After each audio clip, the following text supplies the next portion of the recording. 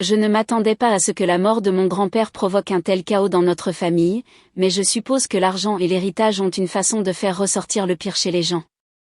Je m'appelle Pamela. J'ai 28 ans, je travaille comme graphiste et jusqu'à récemment, je pensais avoir une famille plutôt normale. Il y a mes parents, Linda et Robert, et mon frère aîné Matthew, qui a 32 ans et travaille dans la finance. Nous n'étions pas la famille la plus soudée, mais nous nous entendions assez bien. Tout a commencé il y a un mois, lorsque mon grand-père est décédé. Papy Jim était le père de ma mère, et il a toujours été ma personne préférée quand j'étais enfant. Je passais d'innombrables week-ends chez lui où il me laissait jouer avec divers mécanismes et horloges.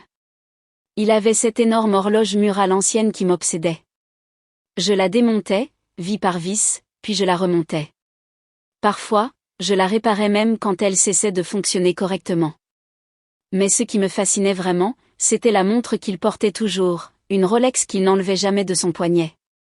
Elle était magnifique, et je lui demandais constamment de me la laisser l'essayer. Un jour, quand tu seras plus grande, cette montre sera à toi, m'a-t-il dit une fois quand j'avais environ 12 ans. Il a répété cette promesse plusieurs fois au fil des ans, s'assurant toujours que mes parents et Matthew l'entendent aussi. La relation entre mes parents et Papy Jim s'est détériorée quand j'avais une vingtaine d'années. Ils ont commencé à faire pression sur lui pour qu'il vende sa maison et partage la richesse de son vivant. Ces conversations se terminaient toujours en dispute, avec ma mère qui partait en trombe et mon père qui marmonnait sur l'égoïsme de grand-père.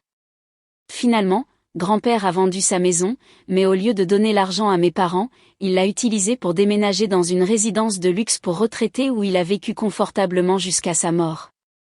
Pendant ces dernières années, j'ai été la seule à lui rendre visite régulièrement.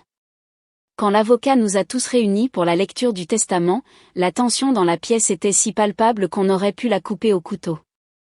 Mes parents étaient assis, raides, attendant clairement d'être mentionnés en bonne place. Matthew était avachi sur sa chaise, essayant de paraître désintéressé, mais échouant lamentablement. L'avocat s'est éclairci la voix et a commencé à lire. À mon petit-fils Matthew, je lègue mon SUV Range Rover de 2020. Matthew s'est immédiatement redressé, un sourire s'étalant sur son visage. La voiture valait au moins $70 000. À ma petite fille Pamela, je lègue ma montre Rolex datée juste de 1956.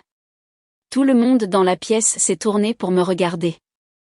Une Rolex de 1956 ? Même moi, je savais que ça devait valoir une somme substantielle. Et à ma fille Linda et à son mari Robert, a poursuivi l'avocat, je leur lègue mon souhait sincère qu'ils aient appris la valeur de la famille avant la fortune. C'était tout. Rien de plus pour mes parents. La pièce est restée silencieuse un instant avant que ma mère ne se lève, le visage rouge de colère. C'est ridicule. Cette montre devrait revenir à Matthew. C'est une montre d'homme. L'avocat a haussé les épaules. Le testament est très clair, Madame Davis. Après que nous soyons sortis du bureau de l'avocat, Matthew m'a accosté sur le parking. Allez, Pam. Cette montre ne te sert à rien. Donne-la moi. Je la porterai pour me souvenir de grand-père. Non, dis-je fermement. Grand-père voulait que je l'aie. Mais c'est une montre d'homme, a insisté Matthew, faisant écho à notre mère. Qu'est-ce que tu vas en faire ? La garder, ai-je répondu. Exactement comme grand-père le voulait. Pendant les semaines qui ont suivi, je n'ai pas pu échapper au harcèlement de ma famille. Chaque appel téléphonique, chaque dîner de famille, la conversation revenait toujours à la « situation de la montre », comme ma mère avait commencé à l'appeler. Pendant ce temps, j'ai décidé de faire quelques recherches sur Internet. Plus je lisais, plus je réalisais que la Rolex de grand-père pouvait être quelque chose de vraiment spécial. Selon divers forums et sites d'enchères, une Rolex datée juste de 1956 en bon état pouvait valoir des dizaines de milliers de dollars. J'ai décidé de consulter un expert, alors j'ai pris rendez-vous avec un expert horloger certifié en ville. Quand j'ai posé la Rolex de grand-père sur le comptoir, les yeux de l'expert se sont légèrement agrandis. C'est une pièce magnifique, dit-il en l'examinant attentivement. La datée juste était révolutionnaire à sa sortie, la première montre-bracelet automatique et étanche qui affichait la date et le jour de la semaine. On les appelle souvent des montres présidentielles car de nombreux présidents américains en ont porté. Il a poursuivi son examen, vérifiant le mouvement et l'état du cadran. Quand il a finalement levé les yeux, son expression était sérieuse. Dans cet état, avec ses pièces et son cadran d'origine, cette montre vaut environ 50 000 $, voire plus pour le bon collectionneur. J'ai failli tomber de ma chaise. 50 000 $ pour une montre. J'ai soudain compris pourquoi ma famille était si désespérée de mettre la main dessus. Mais en sortant du bureau de l'expert, je savais que je ne la vendrais pas, du moins pas à moins d'y être absolument obligé. Ce n'était pas seulement une montre de valeur, c'était un lien avec mon grand-père et la relation spéciale que nous avions partagée. Le harcèlement de ma famille n'a pas cessé, au contraire, il a empiré après que j'ai refusé de céder la montre de grand-père. Matthew m'appelait presque tous les jours, son ton alternant entre la culpabilisation et la colère pure. Ce n'est pas juste que grand-père te l'ait laissé à toi plutôt qu'à moi, s'est-il plaint lors d'un appel particulièrement agaçant. Tu sais que j'étais son seul petit-fils. Et tu as son Range Rover, lui ai-je rappelé. Ça vaut plus que la montre. Ce n'est pas la question, a argumenté Matthew. La montre est un héritage familial, une montre d'homme. Ça n'a aucun sens que tu l'aies. Je lui ai raccroché au nez. Cela devenait épuisant. Mes parents n'étaient pas mieux. Maman m'appelait avec de longs discours sur le fait de faire ce qui était juste pour la famille, tandis que papa adoptait une approche plus directe, me disant que j'étais inutilement difficile et que je créais des problèmes. Un soir, après une confrontation particulièrement désagréable avec eux trois lors d'un dîner de famille, j'ai atteint ma limite. Il s'était ligué contre moi, Matthew affirmant de manière dramatique que la montre serait sa façon de garder grand-père près de lui et d'honorer sa mémoire. Mes parents ont hoché la tête en signe d'approbation. En rentrant chez moi ce soir-là, une idée a commencé à germer dans mon esprit. Si Matthew voulait tant la montre pour des raisons sentimentales, alors peu importait que ce soit la vraie, n'est-ce pas? L'important, c'était le souvenir de grand-père, non? Du moins, c'est ce qu'il n'arrêtait pas de prétendre. Le lendemain, j'ai appelé mon amie Lisa, qui se rendait régulièrement en Chine pour son entreprise d'importation. Elle m'avait déjà dit qu'on pouvait y trouver des répliques décentes d'articles de luxe. Salut Lisa, question bizarre, pourrais-tu me trouver une réplique d'une Rolex vintage lors de ton prochain voyage en Chine le mois prochain? Bien sûr, a-t-elle répondu. Envoie-moi des photos de ce que tu cherches et je verrai ce que je peux faire. Je lui ai envoyé des photos détaillées de la montre de grand-père sous tous les angles. Un mois plus tard, Lisa m'a appelé pour me dire qu'elle était de retour et qu'elle avait quelque chose pour moi. Quand j'ai vu la réplique, j'ai été stupéfaite. Elle ressemblait beaucoup à l'original. Le poids était un peu différent, et un vrai connaisseur remarquerait immédiatement les différences, mais pour un observateur non averti, c'était une copie convaincante. J'ai payé à Lisa 300 $ pour ses services. Ce soir-là, j'ai pris du papier de verre fin et j'ai soigneusement ajouté quelques rayures supplémentaires pour correspondre à la patine de l'original. Je voulais m'assurer que la contrefaçon ait l'air convenablement vieillie. En les plaçant côte à côte, j'étais satisfaite de mon travail. À moins de savoir quoi chercher, elles étaient presque impossibles à distinguer. La fois suivante où Matthew m'a appelé pour me harceler au sujet de la montre, je l'ai surpris en acceptant de la lui donner. Nous nous sommes donné rendez-vous dans un café le lendemain. Quand je lui ai tendu la réplique dans une petite boîte en velours, le visage de Matthew s'est illuminé d'un mélange de triomphe et d'émotion sincère. Merci, Pam, dit-il en la passant immédiatement à son poignet. Ça signifie beaucoup pour moi. Souviens-toi juste que grand-père voulait que je l'aie, n'ai-je pas pu m'empêcher d'ajouter. Alors prends en bien soin. Bien sûr, a-t-il acquiescé, admirant son allure à son poignet. Elle restera avec moi pour toujours en souvenir de lui. Ce soir-là, j'ai soigneusement rangé la vraie Rolex dans le coffre-fort de mon appartement, enveloppé dans un chiffon doux. Je me sentais un peu coupable de la tromperie, mais je me suis dit que c'était le seul moyen de me débarrasser de ma famille. De plus, si Matthew voulait vraiment la montre pour des raisons sentimentales, comme il le prétendait, alors la réplique devrait parfaitement remplir cet objectif. Pendant une semaine, tout a été calme. Pas d'appel de mon frère, pas de message culpabilisant de mes parents. J'ai commencé à penser que cette solution avait peut-être fonctionné et que nous pourrions tous passer à autre chose. Puis, un dimanche après-midi tranquille, mon téléphone a sonné. C'était ma mère, et dès le premier mot, j'ai su que quelque chose n'allait pas du tout. Ton frère a été arrêté à cause de toi, a-t-elle crié au téléphone. De quoi tu parles, ai-je demandé, sincèrement confuse. Matthew a vendu la montre à son patron, et maintenant il est arrêté pour fraude. Tout ça, c'est de ta faute. Le cœur m'en est tombé. Il l'a vendue? Mais il avait dit qu'il la voulait pour se souvenir de grand-père. Ne fais pas l'innocente, a sifflé ma mère. Son patron lui a payé 35 000 $ pour cette montre. Matthew lui a montré le testament de grand-père pour prouver qu'elle était authentique. Mais le patron l'a fait expertiser, et maintenant la police est impliquée. Ils appellent ça de la fraude. J'ai dû me mordre la lèvre pour ne pas rire. Matthew avait essayé de vendre la fausse montre pour 35 000 $. L'ironie était trop parfaite. Il avait été si déterminé à obtenir la montre de moi, non pas par sentimentalisme comme il l'avait prétendu, mais pour un profit rapide. Et maintenant, sa cupidité l'avait mené en prison. Je ne comprends pas, dis-je, en essayant de garder ma voix calme. Je lui ai donné la montre que grand-père m'a laissée. Si elle n'est pas authentique, peut-être que grand-père a vendu l'original il y a des années et portait lui-même une réplique? N'ose même pas suggérer ça, a crié ma mère. Ton grand-père nous aurait dit si la montre n'était pas vraie. L'aurait-il fait, ai-je rétorqué. Vous ne lui aviez pas parlé depuis des années, papa et toi.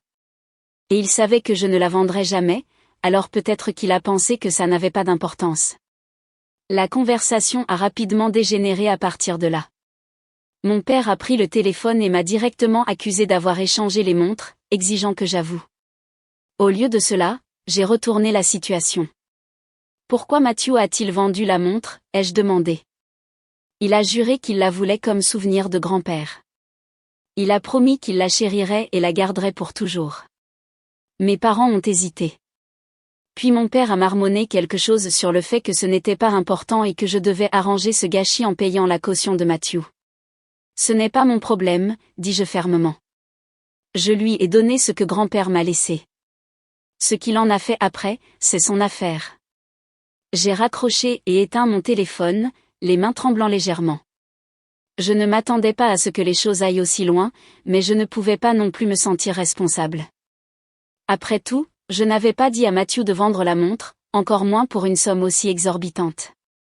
Sa cupidité et sa malhonnêteté avaient créé cette situation, pas moi. Après l'appel téléphonique avec mes parents, j'ai passé plusieurs jours à réfléchir à ce qui s'était passé.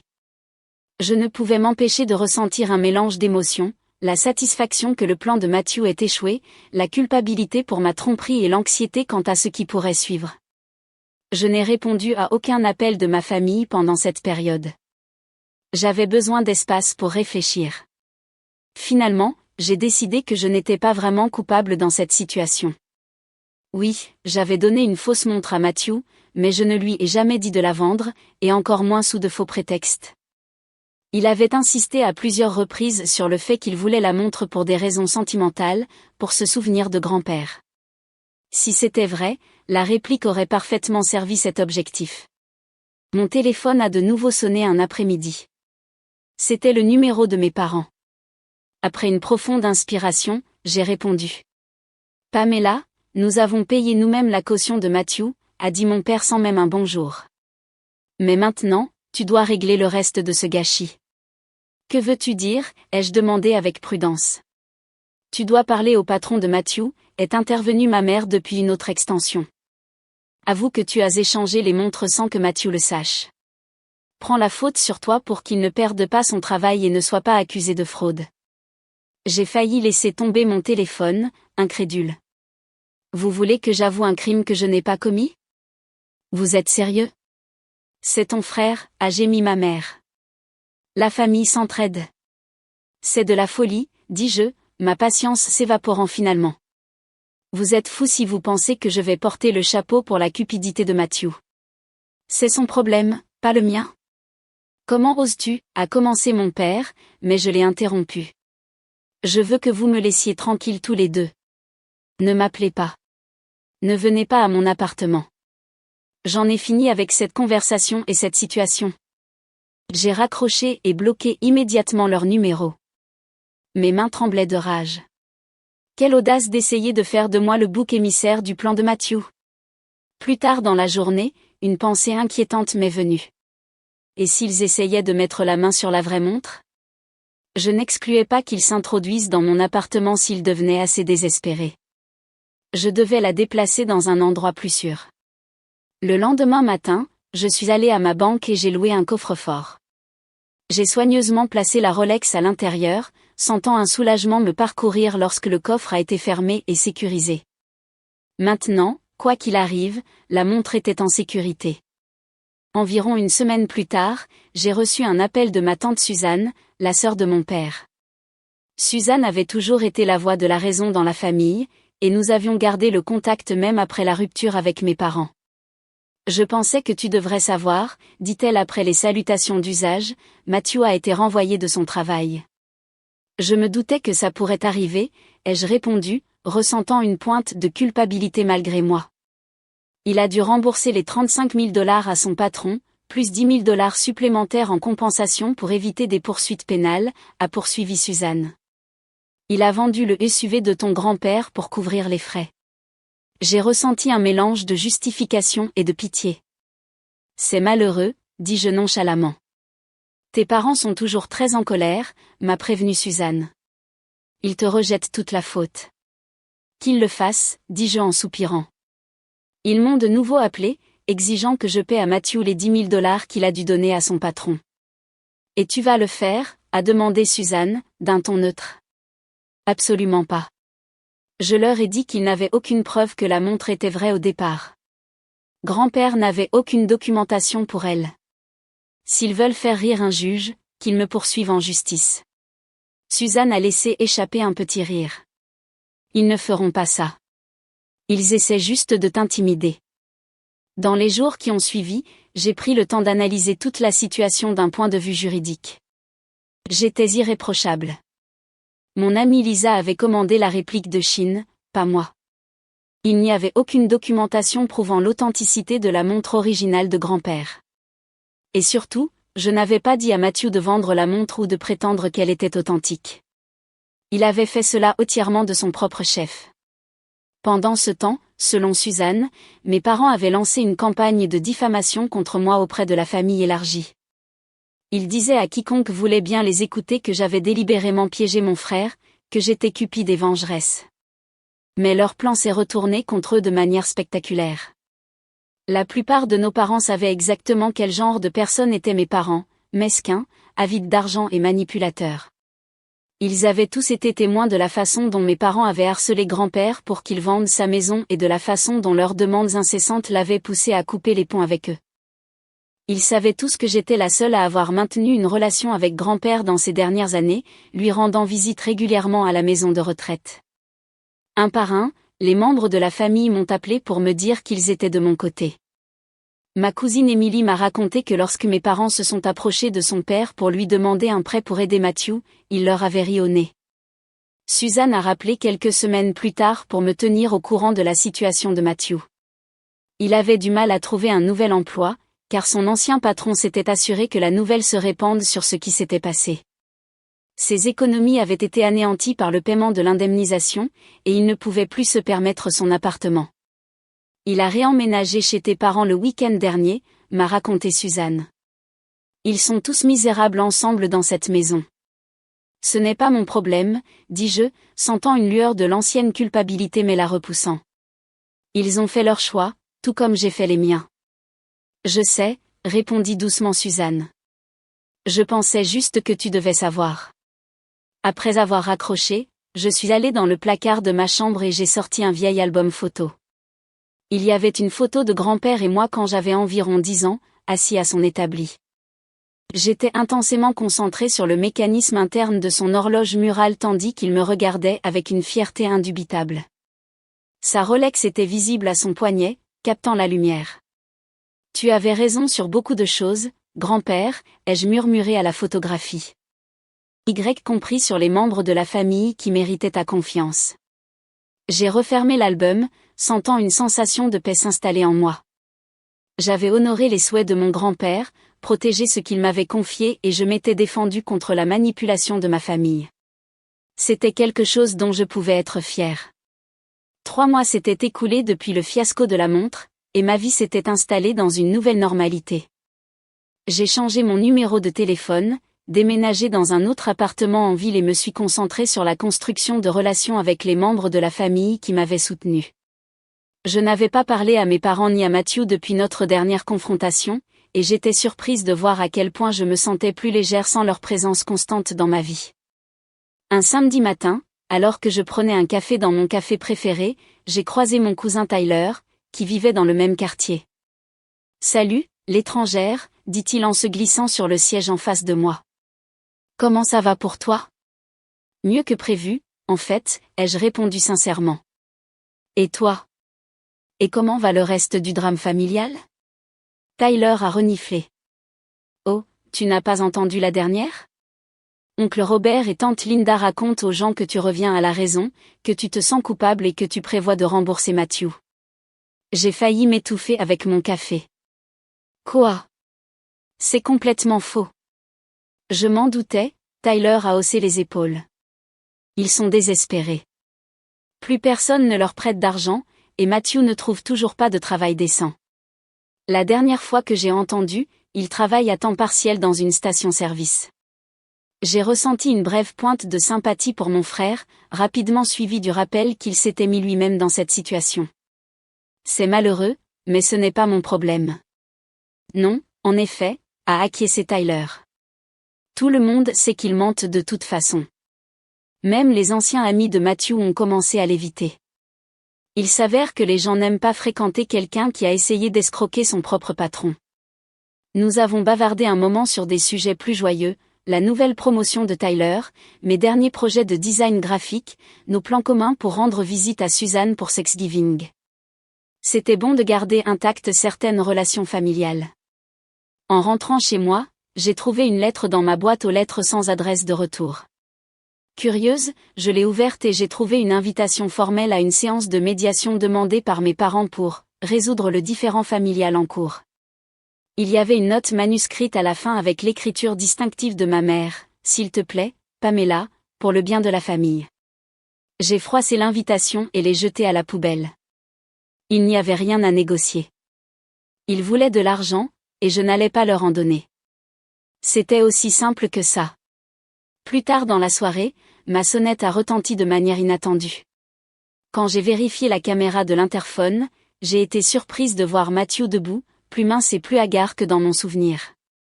Mon premier instinct a été de l'ignorer, mais la curiosité l'a emporté. Je lui ai ouvert le portail, mais j'ai décidé de le retrouver dans le couloir plutôt que de le laisser entrer dans mon appartement. « Comment as-tu trouvé ma nouvelle adresse ?» ai-je exigé quand il est sorti de l'ascenseur. « Suzanne » a-t-il admis. Je l'ai supplié, je lui ai dit que je voulais juste parler. J'ai pris une note mentale d'avoir une conversation sérieuse avec notre tante sur les limites. « Qu'est-ce que tu veux, Matthew ? » Je voulais m'excuser, dit-il, sans me regarder directement dans les yeux. J'ai vraiment tout gâché. J'ai croisé les bras et me suis appuyée contre le mur, attendant qu'il continue. Je n'aurais pas dû essayer de vendre la montre, a-t-il poursuivi. C'était mal. J'ai été cupide et stupide. Oui, tu l'as été, ai-je convenu froidement. C'est tout. Matthew a levé les yeux, un éclair de l'ancienne colère traversant son visage avant qu'il ne se maîtrise. Écoute, je sais que tu as échangé les montres. Tu as dû le faire. Mais je ne suis pas là pour ça. Je suis là parce que j'ai besoin d'un nouveau départ, loin de maman et papa. Ils me rendent fou. J'ai presque ri. Et qu'est-ce que ça a à voir avec moi ? J'ai besoin d'argent pour la caution d'un appartement, dit-il, les mots sortant précipitamment. Juste un prêt. Je te rembourserai dès que j'aurai un meilleur travail. Là, j'ai vraiment ri. Tu plaisantes. Après tout ce qui s'est passé, tu penses que je vais te donner de l'argent ? Tu as la vraie montre de grand-père, s'est-il exclamé, élevant la voix. Elle vaut une fortune, et tu es assise dessus pendant que je souffre. Et voilà. Le vrai Matthew. La personne égoïste et pleine de droits qui n'avait rien appris de cette expérience. Je pense que tu devrais partir, dis-je fermement. Et ne reviens pas. Ne m'appelle pas. Ne m'écris pas. Ne demande pas à Suzanne mes coordonnées. C'est fini entre nous. Très bien, a-t-il craché, appuyant frénétiquement sur le bouton de l'ascenseur. Sois comme ça. Mais tu le regretteras, Pamela. Ce n'est pas fini. Je l'ai regardé partir, me sentant plus triste qu'en colère. Mon frère ne changerait jamais. Il chercherait toujours la solution de facilité, blâmant toujours les autres pour ses problèmes. Une semaine plus tard, j'ai reçu une lettre recommandée d'un avocat représentant mes parents. Il menaçait de me poursuivre pour la valeur de la Rolex authentique, plus des dommages et intérêts pour la détresse émotionnelle causée à Matthew. J'ai transmis la lettre à mon propre avocat, qui m'a appelé le lendemain, gloussant. Ils n'ont aucune chance, m'a-t-il assuré. Il n'y a aucune documentation sur l'authenticité de la montre, aucune preuve que vous ayez échangé quoi que ce soit, et votre frère a commis un acte de fraude manifeste, indépendamment de tout ce que vous auriez prétendument fait. Je leur enverrai une réponse ferme, mais je doute que cela aille plus loin. Il avait raison. Après la réponse de mon avocat, les menaces ont cessé. J'ai appris par Suzanne que mes parents avaient consulté 3 avocats différents, qui leur ont tous dit essentiellement la même chose, ils n'avaient aucune chance, et poursuivre serait un gaspillage d'argent qu'ils n'avaient manifestement pas. Avec l'arrivée du printemps, j'ai décidé qu'il était temps d'aller à la banque et de sortir la montre de grand-père du coffre-fort. Je ne l'avais pas vue depuis ce jour, il y a des mois, où je l'avais mise à l'abri. Ce soir-là, j'ai reçu un email d'une agence de design avec laquelle j'avais passé un entretien des semaines auparavant. Ils m'offraient un poste avec une augmentation de salaire substantielle. Cela signifiait déménager à Chicago, loin des vestiges du drame familial. J'y ai réfléchi pendant 5 minutes avant d'accepter. Un nouveau départ dans une nouvelle ville semblait parfait. Je pourrais rendre visite à Suzanne et aux cousins qui comptaient encore pour moi pendant les vacances, sinon, construire une vie libre des attentes familiales toxiques. En faisant mes cartons au cours des semaines suivantes, je suis de nouveau tombée sur le vieil album photo. J'ai décidé de n'emporter que quelques photos choisies, celles de grand-père, avec Suzanne, avec les cousins qui m'avaient soutenue. Le reste, je l'ai laissé derrière moi, avec les souvenirs douloureux qu'il représentait. La veille de mon déménagement, j'ai visité la tombe de grand-père. Je n'y étais pas allée depuis les funérailles, en partie pour éviter de croiser mes parents ou Matthew. J'ai déposé un petit bouquet de ses fleurs sauvages préférées près de la pierre tombale.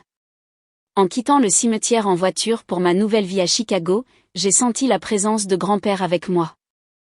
Je savais qu'il aurait approuvé mes décisions, la façon dont j'avais géré la situation. Et en réalité, c'était la seule approbation dont j'avais besoin.